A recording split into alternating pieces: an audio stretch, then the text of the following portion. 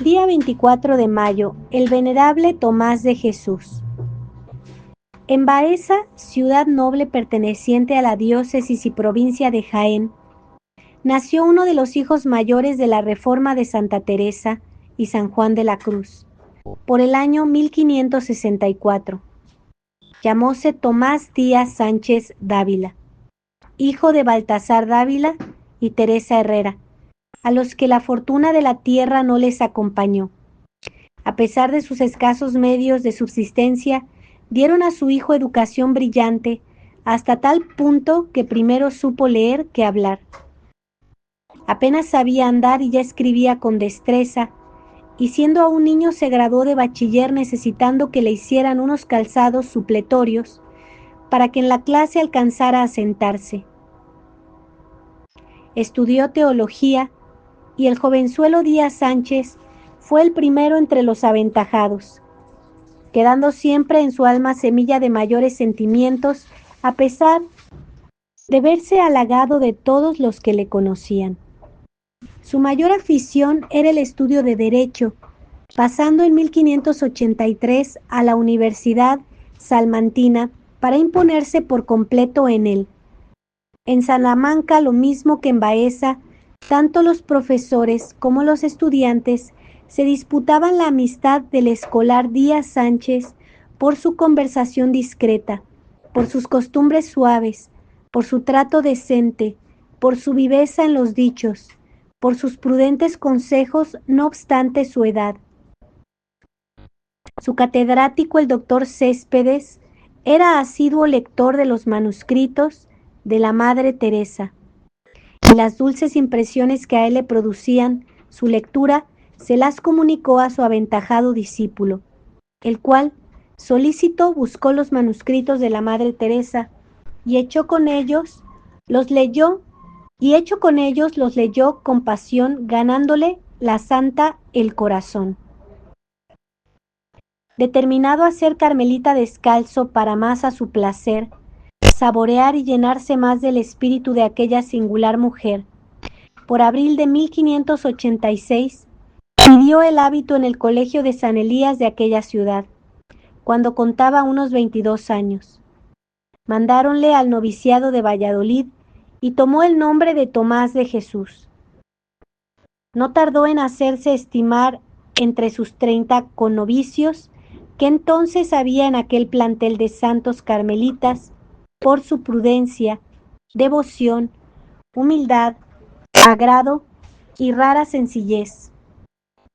Su complexión delicada y casi enfermiza no era a propósito para grandes penitencias las que sustituía por humildad, obediencia, silencio y oración.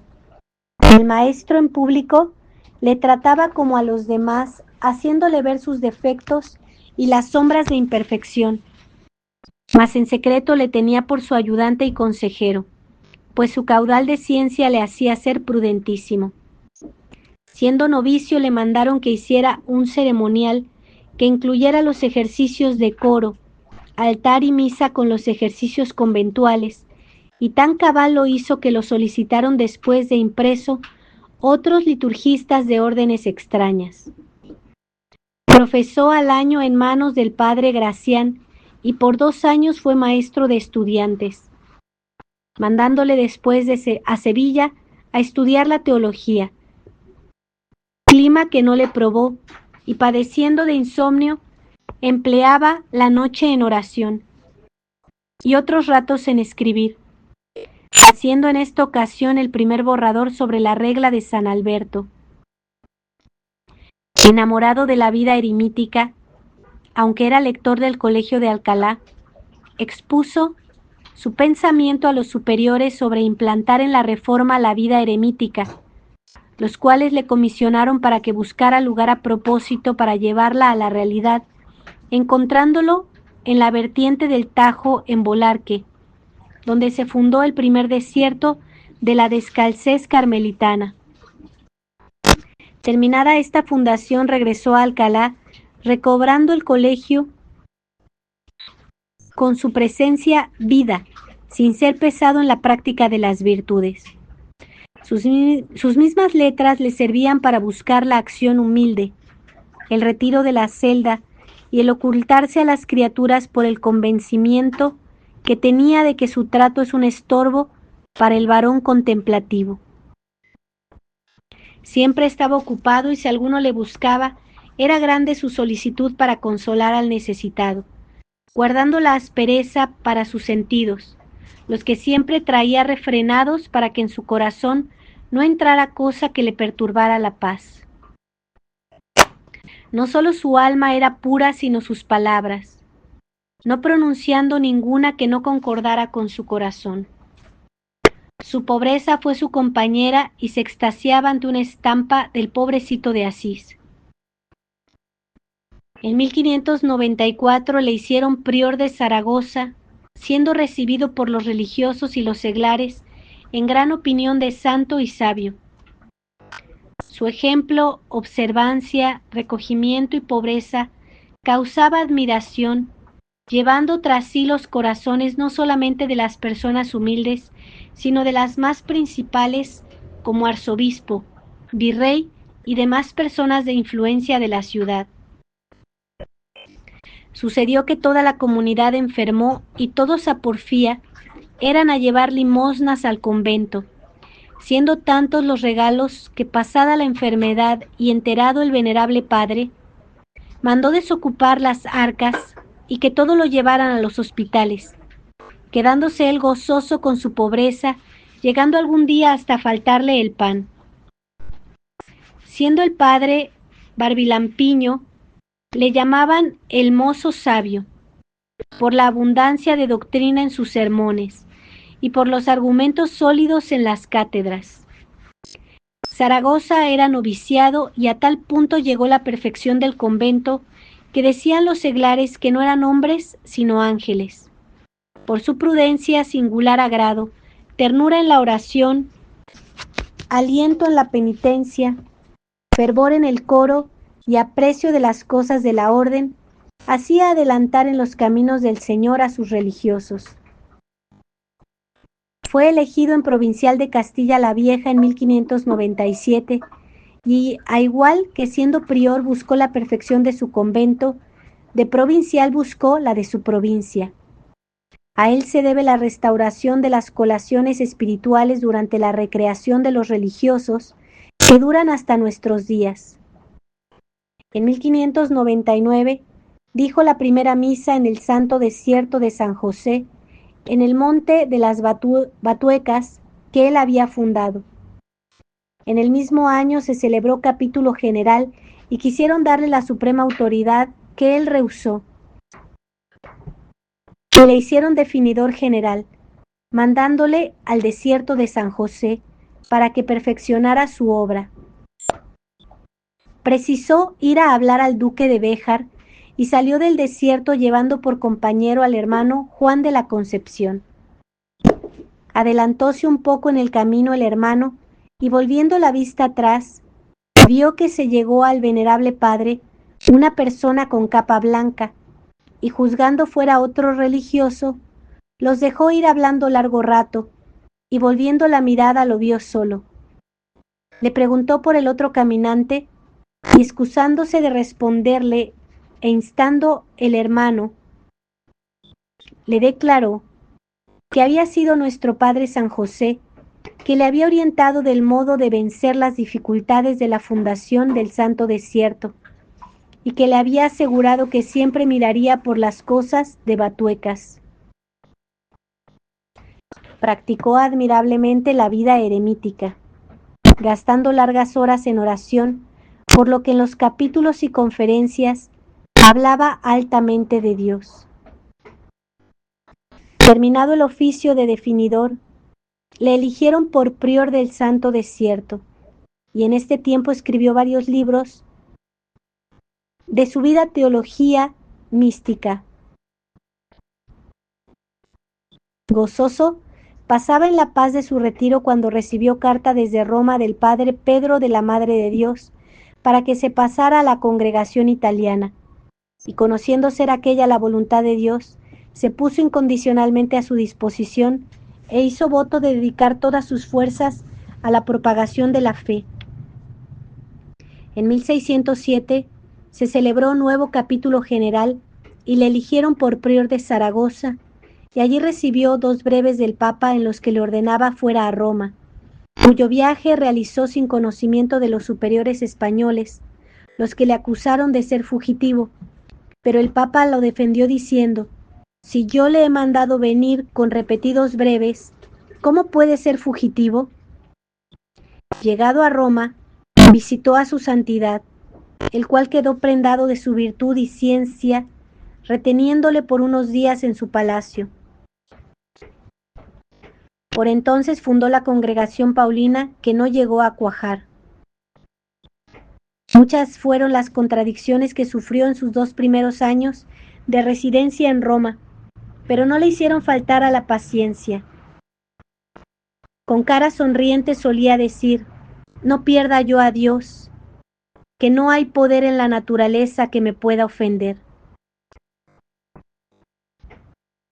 Quisieron sacarle de Roma, mas el Papa se interpuso diciendo que el padre Tomás permanecería en la ciudad. En este tiempo imprimió algunas de sus maravillosas obras y, pasado el invierno de la contradicción, se constituyó en consejero universal de sus superiores y aún del mismo Papa, que en los casos graves le llamaba para oír su parecer. Llegaron al Santo Padre cartas de Francia y Flandes, pidiendo fundación de carmelitas descalzos en aquellas naciones.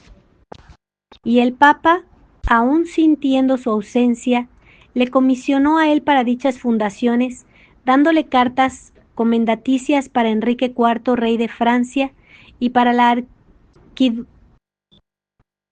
arquiduque Alberto de Flandes, en cuyas capitales fundó conventos en el año 1610, con general aplauso de las poblaciones, dejando en todas el espíritu teresiano de que tan íntimamente estaba el venerable padre imbuido.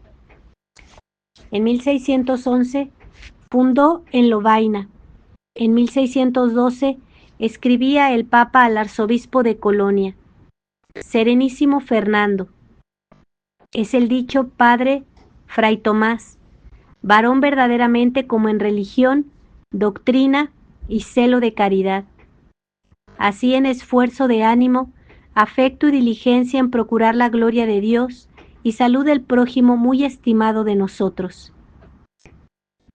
En todas las disputas y controversias con los herejes, les hacía ver la verdad de la religión católica, siendo muchos los que por sus medios la conocieron.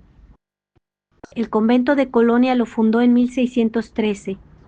En 1615 fundó en Douai.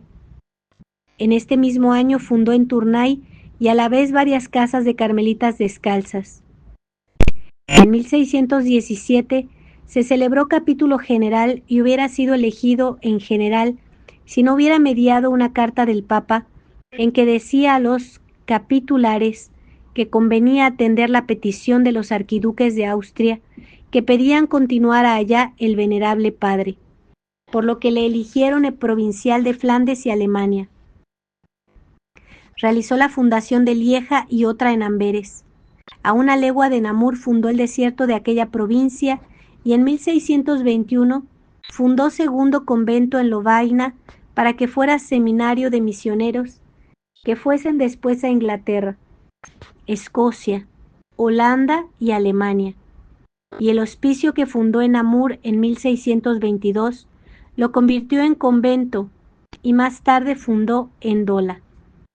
En los 12 años que residió en aquellas provincias, fue incansable en realizar fundaciones tanto de religiosos como de religiosas, hasta tal punto que después de nuestra Santa Madre, ninguno de sus hijos extendió tanto la reforma carmelitana como este venerable.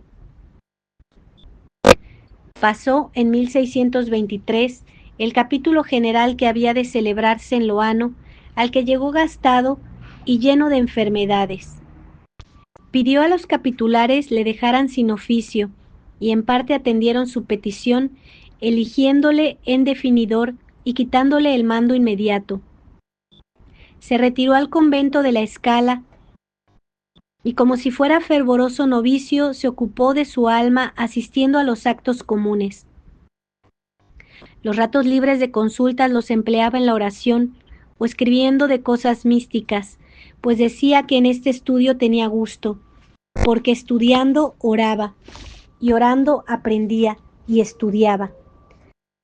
Afirmaba que era con lo que vivía con alguna satisfacción hasta que, acabándose el destierro, llegara a beber de la fuente viva. 4 años pasó en este régimen de vida, durante los cuales las enfermedades fueron en aumento, quedando tan tullido que apenas podía mover sin gran dolor sus enfermizos miembros. La serenidad de su alma y la paciencia en su enfermedad, acompañada de la paz tanto exterior como interior, reflejaban la santidad de todo su ser. En mayo de 1627 se le recrudecieron sus males, y el 24 del mismo mes, después de haber recibido con gran consuelo todos los sacramentos, se fue al cielo, aquel varón singular que en opinión del eximio Suárez era virum doctissimum pariter et religiosissimum. Venerable Tomás de Jesús, rogad por nosotros. Venerable Tomás de Jesús, rogad por nosotros. Venerable Tomás de Jesús, rogad por nosotros. Ave María Purísima, sin pecado original concebida. Por la señal de la Santa Cruz de nuestros enemigos, líbranos, Señor Dios nuestro. En el nombre del Padre, y del Hijo, y del Espíritu Santo. Amén.